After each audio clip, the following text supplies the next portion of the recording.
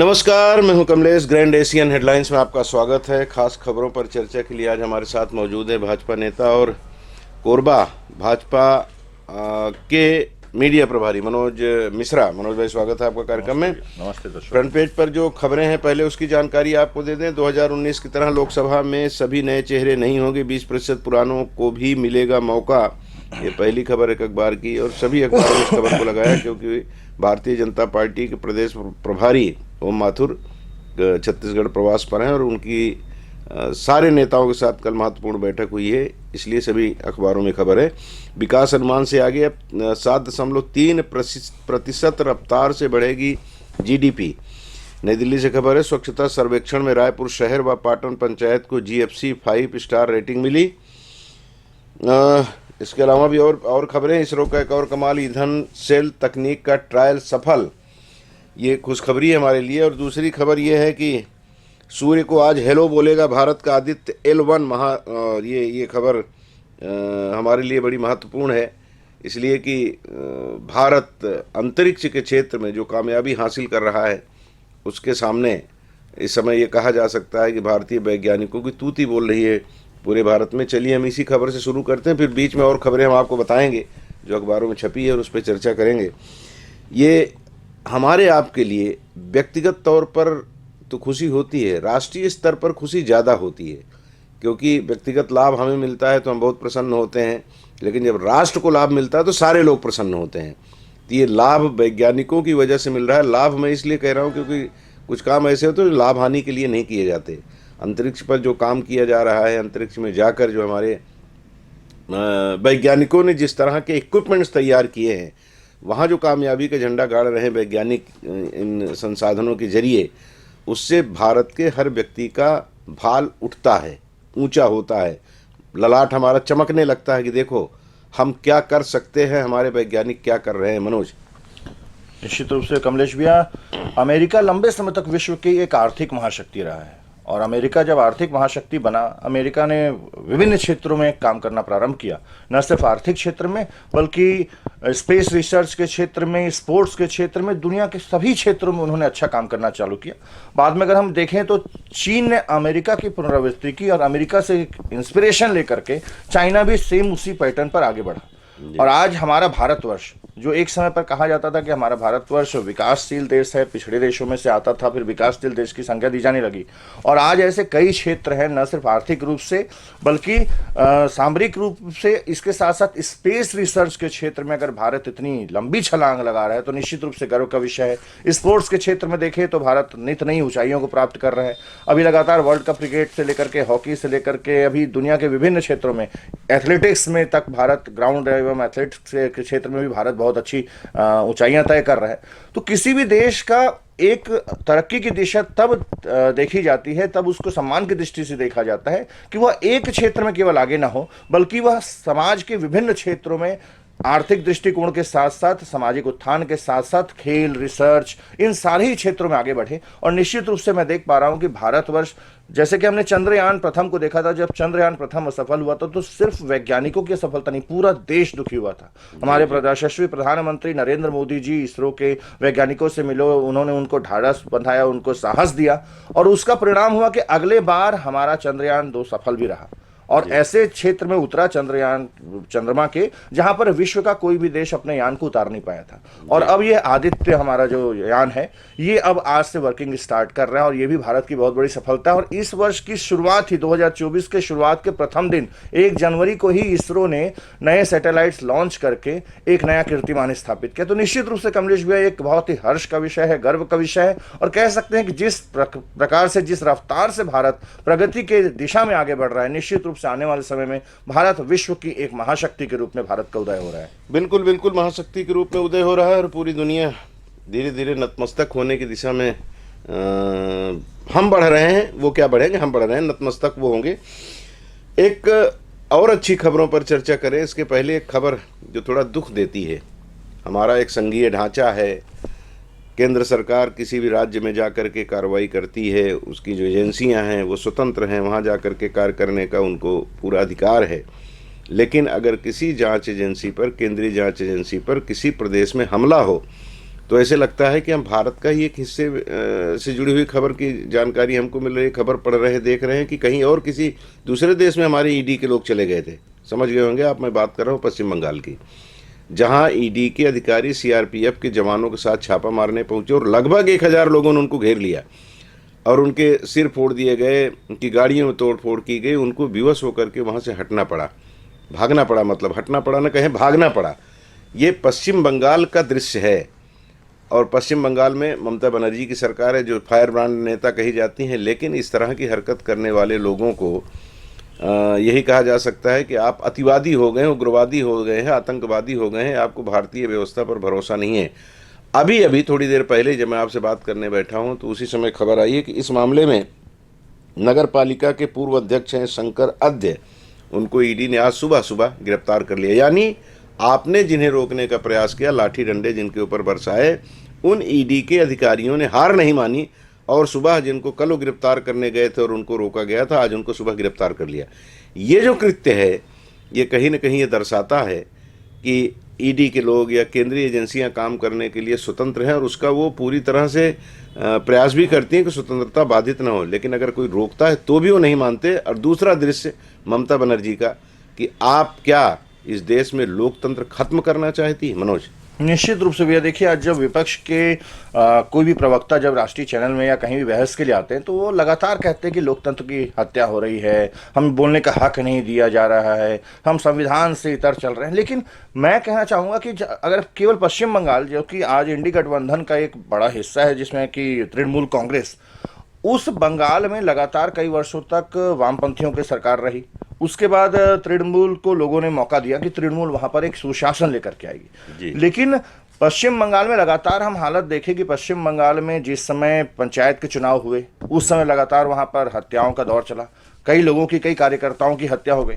उसके बाद जब विधानसभा के चुनाव हुए, प्री पोल के समय पर काफ़ी वहाँ पर आतंक का वो सहायक में चुनाव कंप्लीट करवाए गए और उसके बाद जब रिजल्ट्स डिक्लेयर हुए तो रिजल्ट्स उनके पक्ष में और इसके उन्माद में कई लोगों की हत्या कर दी गई, कई लोगों के घर जला दिए गए और इस प्रकार के कृत्य किए गए। निश्चित रूप से ये तालिबानी सोच है। अगर आपकी सरकार है, आप लोकतंत्र के माध्यम से लोग आपको चुन करके भेजते हैं, तो लोग आपको चुन करके भेजते हैं क्षेत्र के विकास के लिए, प्रदेश के विकास के लिए, और कहीं ना कहीं जिस तरह प्रदेश का विकास हो रहा होता है तो आप एक भूमिका अदा करते हैं कि आप राष्ट्र के विकास में महत्वपूर्ण भूमिका अदा करते हैं। लेकिन अभी इंडिया टुडे के एक पत्रकार ने अपनी रिपोर्ट कल सबमिट की थी, जिस रिपोर्ट के आधार पर उन्होंने कहा था कि रोहिंग्याओं के द्वारा किया गया यह कृत्य है। जी, निश्चित रूप से पश्चिम बंगाल बांग्लादेश के आसपास के हिस्से से जुड़ा हुआ है और असम और उस क्षेत्र के जो भी अन्य प्रदेश हैं वहां पर निश्चित रूप से मैं कह सकता हूं कि रोहिंग्याओं को ला करके प्लानिंग के साथ में बसा करके उनके द्वारा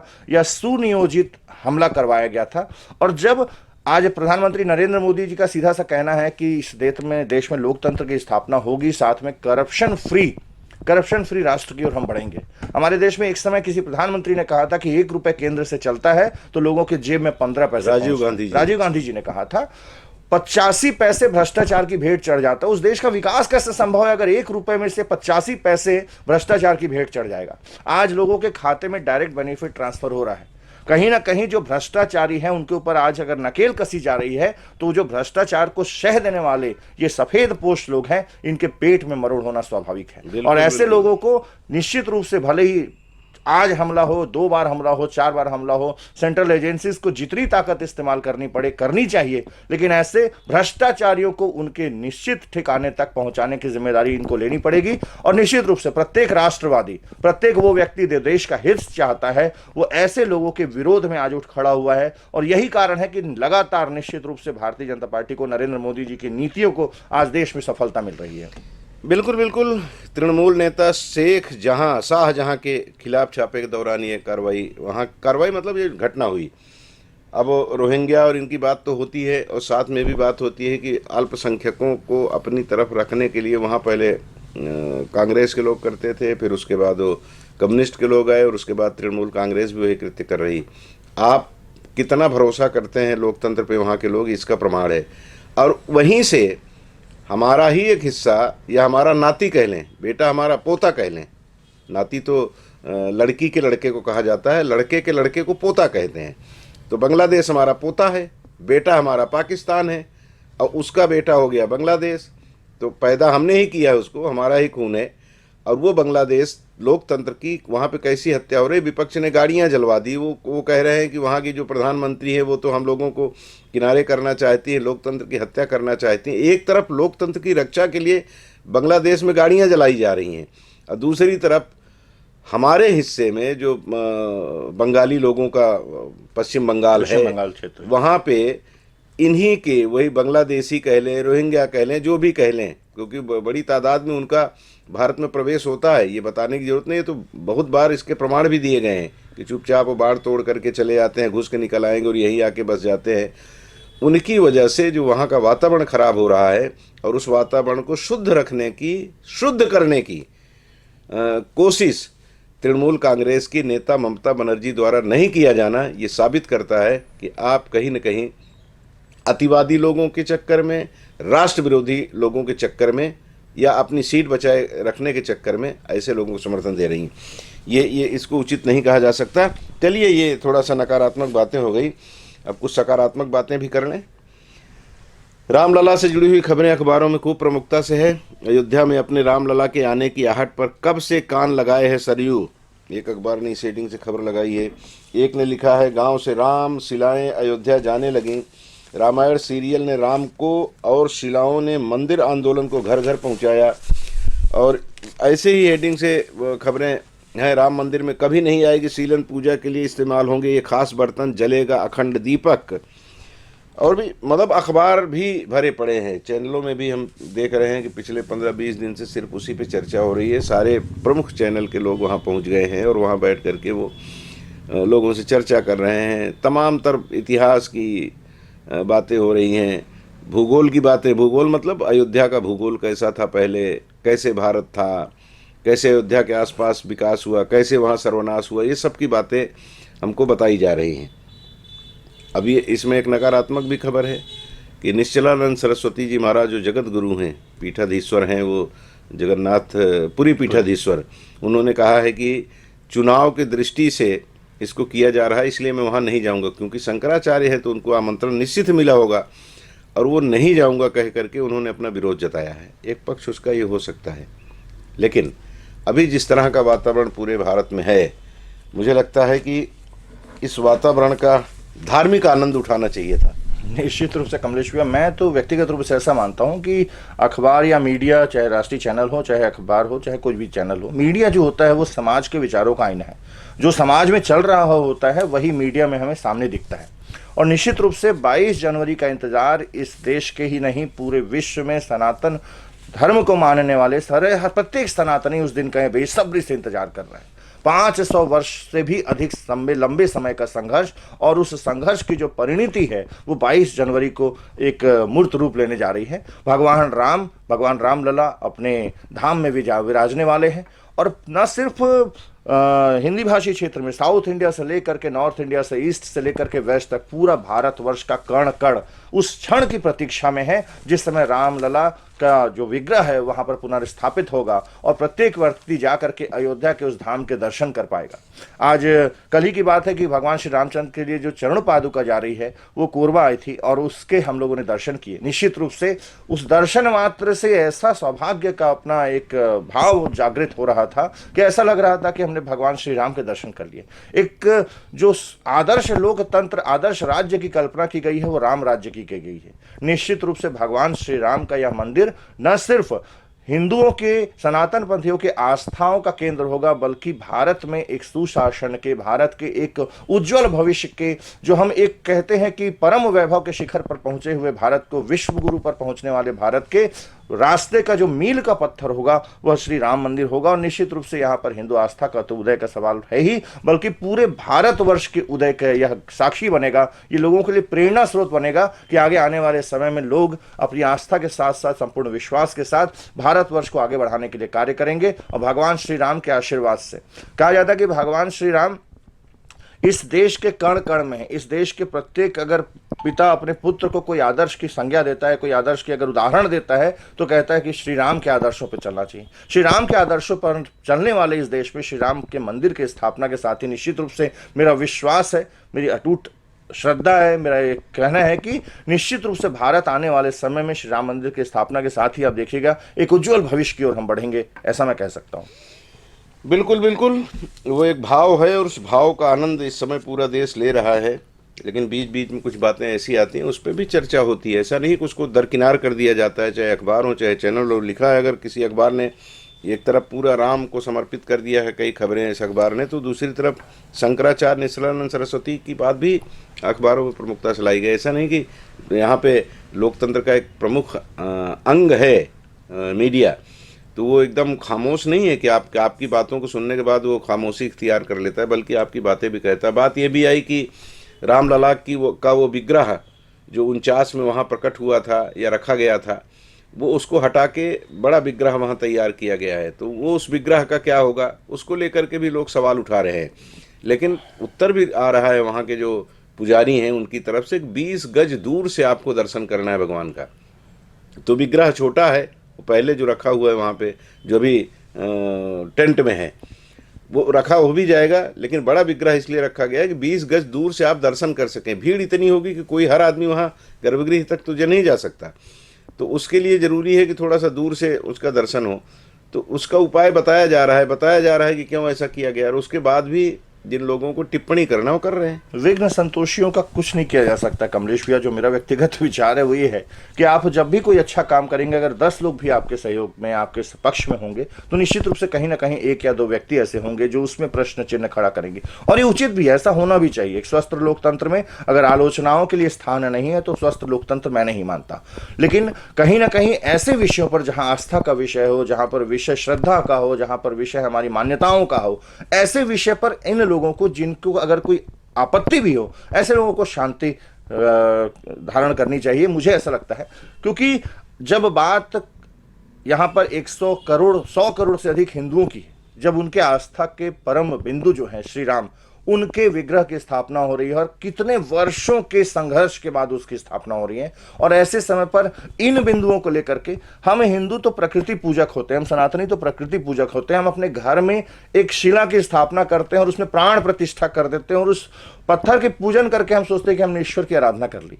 विग्रह कोई भी हो, हमारी आस्था भगवान श्री राम पे, और भगवान श्री राम एक विग्रह में, एक पत्थर में नहीं, भगवान श्री राम इस देश के कण कण में, इस देश के हर वृक्ष में, पर्वत में। हम तो जो देश की और राष्ट्र की कल्पना करते हैं वो भी एक सांस्कृतिक इकाई के रूप में करते हैं कि हम इस देश में वृक्ष की पूजा करते हैं, नदियों की पूजा करते हैं, पर्वतों की पूजा करते हैं। तो हमारा देश तो सनातन पद्धति से चलने वाला देश है। इस देश में तो प्रत्येक चीज में हम देवताओं का वास मानते हैं, और ऐसे समय पर ऐसे प्रश्नों को उठाना मुझे नहीं लगता कि कहीं से भी उचित है। हाँ, लेकिन कुछ तो लोग कहेंगे, लोगों का काम है कहना, तो कहते रहेंगे। और इस समय जो वातावरण पूरे भारत का है, उस वातावरण में जो पवित्रता दिखाई दे रही है, उसमें कहीं ना कहीं कुछ इस तरह की बातें वो ऐसी लोग भी कर लिया करते हैं। मैं आज पढ़ रहा था किसी चैनल पे, वो किसी पोर्टल में था या किसी सोशल मीडिया पे, आजकल बहुत सारी चीज़ें आ रही हैं, तो उसमें था कि 1857 से कुछ पहले एक ऐसा वातावरण अयोध्या को लेकर के बनाया गया था कि वहाँ मुस्लिम थे, नाम भूल रहा हूँ, आज सुबह ही पढ़ रहा था, तो उन्होंने और एक हिंदू पुजारी थे मंदिर के, इन दोनों ने मिलकर के एक ऐसा वातावरण बना लिया था। जब ये दलील दी गई कि बहादुर शाह जफर के लिए हिंदू लड़ने को तैयार है, लड़ रहे हैं, तो ऐसी स्थिति में हम आपस का सद्भाव बढ़ाने के लिए राम मंदिर के मामले में राम जी के विग्रह को वहाँ स्थापित किया जाए, और वो ये जो सदियों से चला आ रहा विवाद है ये ख़त्म किया जाए। मुस्लिम तैयार हो गए थे, लेकिन उसमें कहीं ना कहीं जब अंग्रेज़ों को लगा, सुल्तानपुर के गजेटियर में उसका उल्लेख है, उसका भी उल्लेख किया गया था उस खबर में, कि उस समय का जो वहाँ का मुखिया था अंग्रेज़ों की तरफ से जिसको मुकर्रर किया गया था, उसने कहा कि हम लोग तो घबरा गए थे कि भारत में अगर राम मंदिर को लेकर या इस विवादित ढांचे को लेकर के आपस में सहमति हिंदू मुसलमानों में बन गई तो हमको तो भागना पड़ेगा। और फिर उनकी किस्मत से और भारत की बदकिस्मती से राम भक्तों को इतना इंतज़ार करना था, इसलिए भी कह लिया जाए कि 1857 में वो गदर हुआ, और गदर के बाद फिर उनको बांटने का अवसर मिल गया। तो ये जो स्थितियाँ बनती हैं, ये जो पढ़ते हैं हम इतिहास को, तो ऐसा लगता है कि पहले भी कोशिशें बड़ी अच्छी हुई, अभी भी चल रही है। तो इसमें खलल पैदा करने की जो कोशिश कर रहे हैं, मैं नहीं मानता कि हिंदू मुस्लिम एकता को बनाने की कोशिश करें, बल्कि और बाधित करके देश को गर्त में डालने की जो लोग कोशिश कर रहे हैं, उनको भी सबक सीख लेना चाहिए कि अब देश आपस में लड़ेगा नहीं, चाहे हिंदू हो मुसलमान हो, सब इस देश के रहने वाले लोग हिंदुस्तानी हैं और उनके मन में हिंदुस्तान बसता है। कुछ लोग होते हैं म्लेच्छ लोग सभी तरफ, तो वो म्लेच्छों की परवाह न करके एक वातावरण जो बन रहा है इसका आनंद लिया जाए। क्यों मनोज? निश्चित रूप से कमलेश भैया, मेरा व्यक्तिगत रूप से मानना है कि इस देश के जो मुस्लिम हैं, हमारे मुस्लिम भाई बंधु हैं, इसमें से करीब 99% लोग ये चाहते हैं कि हमारे देश में हम सब एक साथ रहें, प्रेम भाव का वातावरण हो, सारे लोग मिलजुल करके प्रगति के पथ पर बढ़ें, क्योंकि सबको रोजगार की, सबको स्वास्थ्य की, सबको अपने भविष्य की चिंता होती है। और ऐसे समय में कोई नहीं चाहता कि आपसी मनमुटाव हो, लेकिन कुछ विघ्न संतोषी नेता जो कहीं भी हो सकते हैं, उन लोगों ने इस विषय को, आज मुख्य विषय हिंदू, जिस देश में आप दुनिया के अनेक देशों में जहां पर मुस्लिम बहुतायत में है, उन देशों में क्या स्थिति है आप जरा देखिए। आज इंडोनेशिया में चले जाइए, पाकिस्तान में चले जाइए, बांग्लादेश में चले जाइए, या कहीं मिस्र में चले जाइए, इराक में चले जाइए, ईरान में चले जाइए, वहाँ पर क्या होता है? वहाँ पर किसी दूसरे धर्मावलंबी के जो आस्था के केंद्र, उन आस्था के केंद्रों को सम्मान देना तो छोड़िए, उनको रहने नहीं दिया जाता, उनको नेस्तनाबूद कर दिया जाता है। लेकिन ये भारतवर्ष एकमात्र ऐसा देश है पूरे विश्व में जहाँ पर न सिर्फ हिंदू, मुस्लिम, ईसाई, बल्कि पारसी, बौद्ध, सारे धर्म, सारे पंथ के लोग बड़े ही अच्छी स्थिति में रहते हैं। पारसियों की संख्या इतनी कम है, उसके बाद भी दुनिया में सबसे सुरक्षित देश अगर कहीं पे है तो निश्चित रूप से पारसियों के लिए भारतवर्ष रहा है। और भारतवर्ष में ऐसी स्थितियां हैं, आज अगर हिंदू समाज यहां पर देखें तो करीब 100 करोड़ के आसपास हिंदू रहते हैं। इसमें से मात्र 3 ऐसे केंद्र हैं जिन केंद्रों को लेकर के लगातार लंबे समय से विवाद चलता आ रहा है, जिसमें एक अयोध्या था जिसका पटाक्षेप हो चुका है, काशी और मथुरा। क्या दोनं समाज बैठ करके इन 3 मुख्य बिंदुओं को सॉल्व नहीं कर सकते? लेकिन इन बिंदुओं को सॉल्व करने के बीच में आ जाते हैं कुछ राजनीति आ जाती है, राजनीति आ जाती है, और हैदराबाद के कुछ नेता आ जाते हैं जो कहते हैं कि हमारी लाश पर हम ये करेंगे, हम वो करेंगे, 15 मिनट के लिए इसको हटा दो, हम देख लेंगे। तो निश्चित रूप से कहीं ना कहीं लोगों के भावों को बरगलाने का, लोगों को बरगलाने का काम वो करते हैं और अपनी राजनीतिक रोटियां सेकते हैं। निश्चित रूप से ऐसे लोगों को समय, अभी कुछ समय पहले की बात है, एक समय कहा जाता था कि मुस्लिम भारतीय जनता पार्टी को वोट नहीं देते, लेकिन आज के चुनाव में आप देखेंगे तो मुस्लिम बहनें, मुस्लिम भाई सभी भारतीय जनता पार्टी के पक्ष में धीरे धीरे एक वातावरण का निर्माण हो रहा है। सभी राष्ट्रवाद, धर्म और राष्ट्र दोनों के बीच में बहुत बड़ा अंतर है। राष्ट्रवाद की जो प्रखर ज्वाला इस देश में जल रही है, उसकी तरफ प्रत्येक भारतवासी बढ़ रहा है और आने वाले समय में इन विवादों का पटाक्षेप होगा और प्रत्येक व्यक्ति निश्चित रूप से भारत के उदय की तरफ सोचेगा और भारत उदय की तरफ आगे बढ़ेगा। बिल्कुल बिल्कुल। कुल मिलाकर राष्ट्र का भला हो, सब लोग एक साथ मिलकर के रहें, इस राष्ट्र के लिए जितना हो सके तन मन धन से सहयोग करें, यही भाव होना चाहिए। और इस भाव की तरफ हम कहीं ना कहीं बढ़ रहे हैं। ठीक है, उसमें कुछ न कुछ बातें ऐसी होती हैं जो राजनीतिक होती हैं, राजनीतिक लाभ लेने के लिए भी कहा जाता है। जैसे फिर वही निश्चलानंद सरस्वती जी महाराज की बात कि चुनाव से पहले इसको इसलिए किया जा रहा है कि भाजपा इसका लाभ ले। तो मैं तो ऐसा कहता हूँ, क्षमा याचना के साथ निश्चलानंद जी के साथ, क्योंकि बहुत बड़ी शख्सियत हैं वो, उनके किसी बयान पर टिप्पणी करने की औकात हम लोगों की नहीं हो सकती। लेकिन ये जरूर कह सकते हैं कि जैसे कहावत है ना, इस कहावत को मैं अक्सर कहा करता हूँ कि तुम्हारे मुंह में जलेबी भर के कूटूंगा। बोले कूट दे भाई, थोड़ा दर्द तो होगा लेकिन मिठास का आनंद तो लूंगा। ये थोड़ी भी बातें होती हैं, राजनीतिक लोग हैं, राजनीतिक लाभ की बात करेंगे, वो स्वाभाविक है। लेकिन हमें आपको ये देखना है कि मिठास तो हमको मिल रही है, आप ले जाओ, थोड़ी सी पीड़ा हमको हम सह लेंगे लेकिन मिठास का आनंद हम ज़्यादा लेंगे।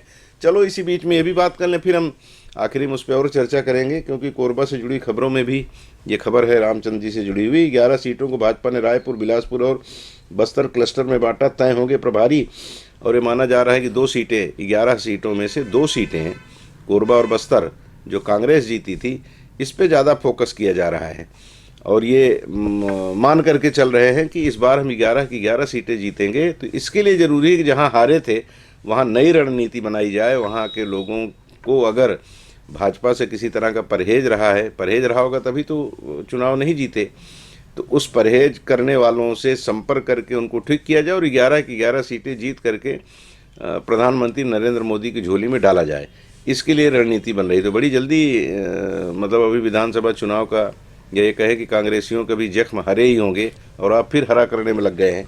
कमलेश भैया, भारतीय जनता पार्टी 24 घंटे साल के 12 महीने जी चुनाव और लोकतंत्र के उत्सव की तैयारी में रहती है। जी हमारा एक चुनाव खत्म होता है, हम अगले चुनाव की तैयारी में लग जाते हैं। जी विधानसभा के चुनाव अभी समाप्त हुए हैं, लोकतंत्र के एक महापर्व का हम लोगों ने उत्सव मनाया है, और उसके बाद भारतीय जनता पार्टी के पक्ष में पूरे प्रदेश में एक वातावरण बना है। और निश्चित रूप से वो प्रदेश का वातावरण इसलिए बना है क्योंकि मोदी की गारंटी थी, और मोदी की गारंटी के बाद में लोगों ने मोदी की गारंटी पर विश्वास किया, और पूरा भारतीय जनता पार्टी के कार्यकर्ता ही नहीं, पूरे देश का एक सामान्य जनमानस प्रधानमंत्री नरेंद्र मोदी को लगातार तीसरे बार प्रधानमंत्री बनते देखना चाह रहे हैं।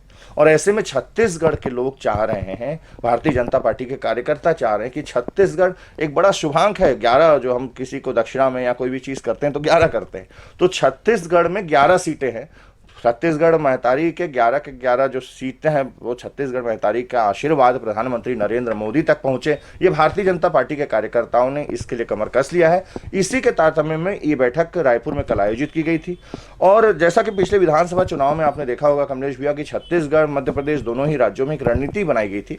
उस रणनीति के तहत वो सीटें जो लगातार हारी थी या 3 चुनावों से भाजपा नहीं जीत पा रही थी या अपेक्षाकृत रूप से थोड़ी कठिन सीटें मानी जा रही थी, उन सीटों पर 1.5 महीने 2 महीने पहले प्रत्याशी घोषित कर दिए गए थे, और इसका निश्चित रूप से लाभ मिला। आप कोरबा में ही देख रहे हैं कि 3 बार का 22 में से 21 में से आधी सीटें जीती, आधी से अधिक सीटें हम जीत गए थे, और निश्चित रूप से ये जो रणनीति थी वो कामयाब हुई है। हम कोरबा इसका प्रत्यक्ष उदाहरण है कि हमारे लखनलाल देवांगन जी ने बड़े कद्दावर मंत्री जयसिंह अग्रवाल को 25,000 से अधिक वोटों से हरा दिया।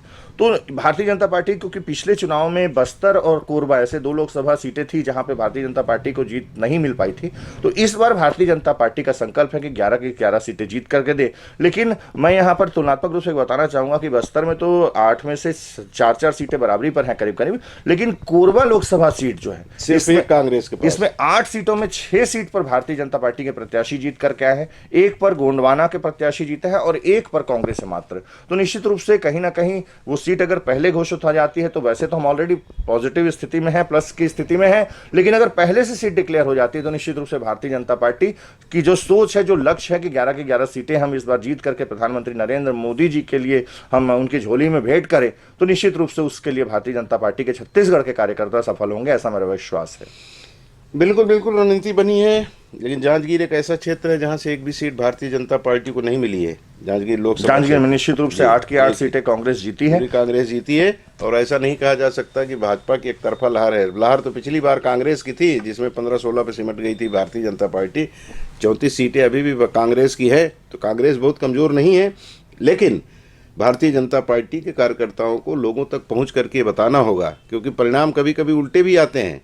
अब पिछली बार 15 और 65 का जो आंकड़ा था ना, वो आंकड़ा 4 महीने बाद जब चुनाव हुआ लोकसभा का, तो यही 9 और 2 का हो गया था।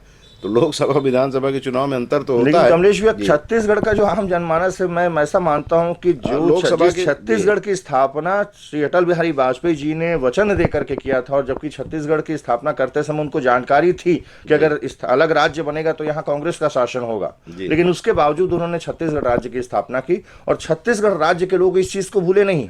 पहला चुनाव हुआ तब भी, दूसरा चुनाव हुआ तब भी, सारे ही चुनाव में छत्तीसगढ़ की जनता का एक बड़ा क्लियर कट मुझे सोच नजर आता है कि वो भले ही उन्होंने पिछले चुनाव में भाजपा को 15 सीटों पर समेट दिया, लेकिन जैसे ही लोकसभा चुनाव की बारी हुई, प्रधानमंत्री नरेंद्र मोदी जी का चमत्कारिक नेतृत्व देखिए कि विधानसभा के जो सीट 68 सीट करीब करीब कांग्रेस जीती थी, उतने ही सीटों पर करीब करीब भारतीय जनता पार्टी ने 4 महीने बाद जीत अर्जित की थी। कोरबा विधानसभा की मैं बात करूंगा, कोरबा विधानसभा में विधानसभा चुनाव में हम 12,000-11,000 कुछ वोटों से हम हार गए थे, लेकिन लोकसभा में करीब करीब 11,000 वोटों के गड्ढे को पाटने के बाद भाजपा के प्रत्याशी 38,000 वोटों से आगे बढ़े थे। तो कहीं ना कहीं ये सोच है कि प्रधानमंत्री नरेंद्र मोदी जी का जो चमत्कारिक नेतृत्व है, उस नेतृत्व के प्रति लोगों की आस्था है, लोगों का विश्वास है, और भारतीय जनता पार्टी ने राज्य की स्थापना की है, ये भी लोगों के मन में कहीं ना कहीं रहता है। जी जी, कोरबा या छत्तीसगढ़ के मतदाता, छत्तीसगढ़ की बात करूंगे, यहाँ के मतदाता ऐसे हैं जैसे महिलाएं सूपा में करती है ना, कि कुछ यहाँ रहे कुछ वहाँ चला जाए,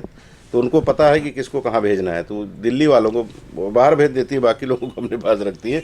चलिए, और अब कोरबा की बात कर लें। कोरबा में आज कोई खास खबर नहीं है। अभी जहाँ आप बात करेंगे तो कहीं लोगों का वो शालाओं में, विद्यालयों में, महाविद्यालयों में सब वो सांस्कृतिक कार्यक्रम जो उनका वार्षिक उत्सव होता है वो चल रहा है।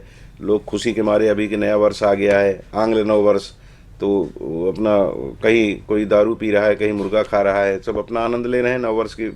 उनको खुशी जाहिर करने का, आनंद लेने का अवसर है, उसमें लगे हुए। खबरें जो हैं अखबारों में, आज यहाँ कोरबा में भी वही है, अयोध्या में प्राण प्रतिष्ठा की जानकारी देने निकाली यात्रा। और एक खबर है, अक्षत कलश गांव पहुंचा भगवा ध्वज लेकर, श्रद्धालु शोभा यात्रा में हुए शामिल, घर घर में किया गया स्वागत, लोगों को दर्शन करने का दिया निमंत्रण। मुझे तो आनंद इस बात पे आता है, मैं चूंकि राम भक्त हूँ इसलिए कहने में कोई गुरेज नहीं है, पत्रकार तो हूँ लेकिन उसके पहले राम भक्त भी हूँ, क्योंकि मूल हमारा वही है। इसको अदरवाइज नहीं लिया जाना चाहिए। कुछ लोग बोलते हैं ना कि आप लोग पत्रकार हैं तो आपको ऐसी बात नहीं है, पत्रकार हैं तो हम ये भी तो है कि हम जन्म कहाँ लिए हैं, भारत में, भारत की बात करेंगे, जन्म किस कुल में हुआ उसकी भी बात करेंगे। तो सीधी सी बात है कि जब हमें ये खबर मिलती है कि ननिहाल से भगवान राम के जो चावल जा रहा है, इससे रामलला को भोग लगाया जाए, पहला भोग छत्तीसगढ़ से जो चावल जाएगा, यानी उनकी ननिहाल से, देखिए परंपराओं को कैसे जोड़ा जा रहा है। मैं बाकी चीज़ों को बिल्कुल आप उस रूप में मत लीजिएगा, मैं भी निश्चलानंद सरस्वती जी जैसे ये बात मानता हूँ कि राजनीतिक दृष्टि से देख रहा है, लेकिन ये भी मानता हूँ कि मिठास का आनंद भी लेना है, जलेबी वाली बात जो कहता हूँ। ननिहाल हमारे यहाँ की ये परंपरा है, सनातनी परंपरा में है, या हिंदूवादी जो लोग हैं, हिंदू धर्म को मानने वाले लोग हैं, उस संस्कृति को जिन लोगों ने अपनाया, उनके यहाँ होता है कि ननिहाल से ये चीज़ आती है तो घर में शुभ कार्य शुरू होता है, शादी ब्याह में भी होता है, मरनी करनी में, वो सब में होता है। ननिहाल का बड़ा महत्व होता है, तो इसका भी बड़ा ध्यान रखा गया कि भगवान के ननिहाल से जो चावल जाएगा उसी चावल से रामलला को भोग लगाया जाए। बोलते समय भावुक हो रहा हूँ। ये जो दृश्य है ये कहीं ना कहीं हम छत्तीसगढ़ वासियों को अवध के साथ ऐसा जोड़ता है कि क्या कहा जाए। फिर वो आप फिर मिथिला चले जाएंगे जहाँ के मनोज हैं, वहाँ तो भगवान राम के माता सीता के दर से, उनके दरवाजे से, भगवान के ससुर जो थे जनक जी, वहाँ से जो चीज़ें आ रही हैं उनका कैसा स्वागत हो रहा है पूरे भारत में, जिस रास्ते से वो निकल रही हैं, यहाँ से जो गाड़ियाँ जा रही हैं चावल लेकर के, कैसे लोग रास्ते में खड़े होकर के उसका स्वागत करते हैं, भगवान के लिए चावल जा रहा है। आनंद ही आनंद है। निश्चित रूप से कमलेश भी आपने दो विषय रखे हैं। पहला विषय आपने कहा कि राजनीतिकरण, और दूसरा विषय आपने भावनात्मक रूप का कहा। मैंने कहा कि ये बात भी आती है मन में जी। तो मैं दोनों ही बिंदुओं पर कहना चाहूंगा कि पहला राजनीतिकरण अगर देखें तो उसमें 3 बिंदुओं पर मैं अपनी बात को कहना चाहूंगा। देश की आज़ादी की लड़ाई लड़ते समय एक समिति की स्थापना की गई, कांग्रेस समिति, जिसमें पूरे देश के सर्व समाज, सारे धर्म, सारे लोग उसी बैनर पर लड़ रहे थे, सारे लोग उस बैनर पर लड़ रहे थे। और जब आज़ादी प्राप्त हो गई तो महात्मा गांधी ने कहा था कि अब इस समिति को भंग कर देना चाहिए, लेकिन उस समिति को एक राष्ट्रीय पार्टी बना दी गई और राष्ट्रीय पार्टी ने कई दशकों तक इस देश पर राज किया। पंचायत से लेकर के देश के सर्वोच्च पंचायत तक उन्हीं के सारे प्रतिनिधि रहे। अगर हम एक राज्य की बात करें कि झारखंड के मुक्ति मोर्चा का एक आंदोलन लेके एक व्यक्ति चले और उन्होंने एक राज्य की स्थापना की, आज उनके सुपुत्र और उनकी पार्टी वहां पर सत्ता में है, बैठी हुई है, उनको उसका क्रेडिट मिलता है। भारतीय जनता पार्टी राजनीतिकरण नहीं कर रही है, लेकिन भारतीय जनता पार्टी को अगर इसका क्रेडिट कई बार मिलता है कि भारतीय जनता पार्टी ने इस विषय को लोगों के मन में जागृत किया, लोगों के बीच में लेकर के इस विषय को गई कि रामलला जिस जमीन पर, जिस स्थान पर पैदा हुए थे, उस स्थान पर उनका मंदिर होना चाहिए। बाद में सुप्रीम कोर्ट के जजमेंट से वो स्थान प्राप्त हुआ और वहां पर एक भव्य मंदिर का निर्माण हो रहा है। लेकिन कहीं ना कहीं 1990 1980 भाजपा की स्थापना से लेकर के जिस भी आंदोलन में आप देखिए, भारतीय जनता पार्टी ने कभी ये नहीं कहा। वो लोग जो चिढ़ाते थे कि रामलला हम आएंगे, मंदिर भव्य बनाएंगे, लेकिन तारीख नहीं बताएंगे, उन लोगों के लिए तो करारा जवाब है कि अब तारीख भी आपके पास में है। 22 जनवरी 2024 वह तारीख है जब वो तारीख वहां पर रामलला का भव्य मंदिर बन रहा है। और दूसरी ओर निश्चित रूप से कमलेश भैया, मैं खुद भी, हमारे पूर्वज मिथिला क्षेत्र से आते हैं, श्री रामचंद्र जी का ससुराल है, माता जानकी के हम लोग क्षेत्र से आते हैं। वहाँ पर विभिन्न नदियों का जल लेकर के उन्हें एक कुंडी में भर करके अयोध्या भेजा जा रहा है, वहाँ से उनका स्नान होगा। मेरी जो मातृभूमि है छत्तीसगढ़, यहाँ से 300 टन चावल भेजे गए, सुगंधित चावल भेजा गया, जिससे कि प्रथम भोग वहाँ पर वितरण होगा, रामलला को भोग लगाया जाएगा। तो निश्चित रूप से जो ये श्री रामचंद्र जी का छत्तीसगढ़ का ये जो एक संबंध है, सिर्फ छत्तीसगढ़ से नहीं, पिछले सरकारों में भी कुछ चीजें ऐसी की गई जिनका हम सम्मान करते हैं। राम वन गमन पथ की जो चर्चा हुई, बड़ी अच्छी बात है, लेकिन उस पर कार्य नहीं हो पाया। श्री रामचंद्र जी, एक बड़े विचारक कहते हैं कि रामचंद्र जब अयोध्या से निकले तो राम थे, लेकिन जब वो लंका विजय करने के बाद पूरे रास्ते में जो उन्होंने संघर्ष को सहा, संघर्ष सहने के बाद जब लंका मर्यादा पुरुषोत्तम हो गए, पहुंच करके जब वापस हो तो मर्यादा पुरुषोत्तम भगवान श्री राम हो गए। तो निश्चित रूप से उनकी जो यात्रा थी, अगर वो सिर्फ अयोध्या के श्री दशरथ नंदन होते और वहां पर राजा बन जाते तो उस राम राज्य की जो स्थापना हुई वो उस वे में नहीं हो पाती जो उन्होंने पूरे संघर्ष की यात्रा करने के बाद में तो की। तो पूरा भारतवर्ष अपने आप को श्री रामचंद्र से जोड़ता है और श्री रामचंद्र जी की जो यात्रा थी वो निश्चित रूप से पूरे भारतवर्ष को जोड़ती है। और ये राम की जो यात्रा है, वर्तमान हमारे जो राम मंदिर की जो यात्रा है, निश्चित रूप से यह भी पूरे भारत को जोड़ रही है। और मैं तो आनंदित हो रहा हूं, आपका आनंद देख करके भी मुझे खुशी हो रही है। आज पूरा भारतवर्ष आनंदित है और निश्चित रूप से आनंद की जो लहरियां हैं हम सबको आगे की ओर ले जाएंगी, ऐसी कामना करता हूं। बिल्कुल बिल्कुल, दरवाजे दरवाजे लोग पहुंच रहे हैं और जिस तरह से लोग स्वागत कर रहे हैं, जो इस तरह की रैली हो या कोई एक छोटा सा भी कार्यक्रम होता है ना गली मोहल्ले में, आजकल वो शुरू हो गया है कि सुबह सुबह लोग कीर्तन भजन करते हुए गली में घूम रहे हैं। और मैं तो जहाँ रहता हूँ वहाँ तो निरंतर ये कई वर्षों से चल रहा है। तो वो सुबह जब कानों में आवाज़ आती है प्रविश्य नगर कीजिए सब काजा, हृदय राखी कौशलपुर राजा, तो क्या कहें, मतलब मैं भाव विभोर हो जाता हूँ सुनने के बाद। अभी बात करते समय भी भाव विभोर हूँ। ये सब वातावरण वो ऐसा नहीं कि मुस्लिम के दरवाजे से नहीं निकल रहे हैं या क्रिश्चियन के दरवाजे से नहीं निकल रहे, वहाँ से भी निकल करके लोग उनका स्वागत कर रहे हैं और वो कह रहे हैं कि भगवान हमारे हैं, आप जो अक्सरियत में हैं, जो बहुसंख्यक हैं, उनके जो वो हमारे भी हैं। और यहाँ तो ये भी कहा जाता है कि हमारा डीएनए भी एक ही है। कई बार इस पर चर्चा होती है, वो जो भारतीय जनता पार्टी के लोग हों, कांग्रेस में भी कुछ लोग हैं जो इस तरह की बातें कहते हैं। अलग बात है कि थोड़ा सा राजनीति आ जाती है आड़े। आरएसएस के प्रमुख जो है मोहन भागवत जी, उन्होंने तो कई बार इसका उल्लेख किया है और ये सच भी है, इसको माना भी जाता है कि कुछ प्रतिशत को छोड़ दीजिए तो अधिकांश लोग वही हैं जो कहीं ना कहीं वो जो आक्रांता रहे हैं भारत पर, जिन्होंने आक्रमण किया और इस संस्कृति को विनष्ट करने का प्रयास किया था। सफल नहीं हुए अलग बात है, लेकिन उन्होंने जो प्रयास किया था तो उस समय कुछ लोग उनसे भयबस चले गए थे। और कुछ हमारी उस समय की व्यवस्था ऐसी थी कि नहीं ये शूद्र है तो ये वैश्य है तो ये ब्राह्मण है तो ये क्षत्रिय है। इसकी वजह से कुछ लोग नाराज होकर चले गए कि हम जब तुम्हारे धर्म में रह करके खटिया पे नहीं बैठ सकते, आपके सामने टोपी नहीं लगा सकते, घोड़ी पे नहीं बैठ सकते, अभी भी दिखता है, वो लोग भी चले गए हैं, उसमें आज भी हो रहा है। तो इन सब धर्मों को मानने वाले लोग भी वो जब यात्रा निकलती है वहाँ से या भजन कीर्तन करते हुए सुमधुर गान करते हुए लोग निकलते हैं तो उनके चेहरे पर भी खुशी दिखती है। तो ऐसा लगता है कि राम राज बैठे त्रैलोका, हर्षित भय गए सब शोका की स्थिति निर्मित हो रही। मैं तो कमलेश पे व्यक्तिगत रूप से मेरा भी मत ये है कि श्री रामचंद्र जी और निषाद राज एक ही विद्यालय में पढ़ते थे, एक ही गुरु जी के पास पढ़ते थे, वशिष्ठ जी दोनों। और हमारे भारत की तो परंपरा यही रही है। निश्चित रूप से ये जो जात पात का और ये सारे विषय है, ये पिछले 1000 वर्षों में और जिन 1000 वर्षों में भारत में घुसपैठ और दूसरे धर्म और बाकी सारी चीजें हुई, बहुत सारी विषयों पर आक्रमण किया, बहुत सारी संस्कृतियों ने आक्रमण किया। उन्होंने लोगों की पूजा पद्धति जरूर बदल दी, लेकिन लोगों के बीच में जो संस्कार है, लोगों का वो पहनने ओढ़ने का ढंग है, जो खाने पीने की व्यवस्था है, जो एक दूसरे के प्रति सम्मान का भाव है, वो बहुत कुछ हमारे देश में नहीं बदल पाए। आज भी अगर भारत में बहुसंख्यकों के द्वारा अल्पसंख्यकों पर कोई बहुत बड़ा अत्याचार नहीं हो रहा है, आज भी विश्व में भारत का जो इंडेक्स है वो बहुत बेहतर है कि यहाँ की जो जीवन शैली, लोगों का आपस में व्यवहार है, ये बहुत अच्छा है। आज भी अगर विश्व के अग्रणी देशों में जो विकासशील देशों में सबसे तेजी से बढ़ने वाले देश है, उसमें अगर भारत का नाम है, ये सारी चीज़ अगर भारत में है तो सिर्फ इसलिए है क्योंकि भारत की संस्कृति को कोई नहीं बदल पाया। भारत के कई लोगों के, हजारों लोगों के, लाखों लोगों के, वर्तमान में करोड़ों हो गए हैं वो, उन लोगों के उन्होंने पूजा पद्धति को जरूर बदल दिया होगा, लेकिन उनके आराधना करने के तरीका को उन्होंने जरूर बदल दिया होगा, लेकिन उनके जीवन जीने की शैली को वो नहीं बदल पाए। और यही भारत की विशेषता है और इसी विशेषता के कारण भारत अभी आगे बढ़ रहा है और लगातार आगे बढ़ता रहेगा। और मैं फिर से वही कहूंगा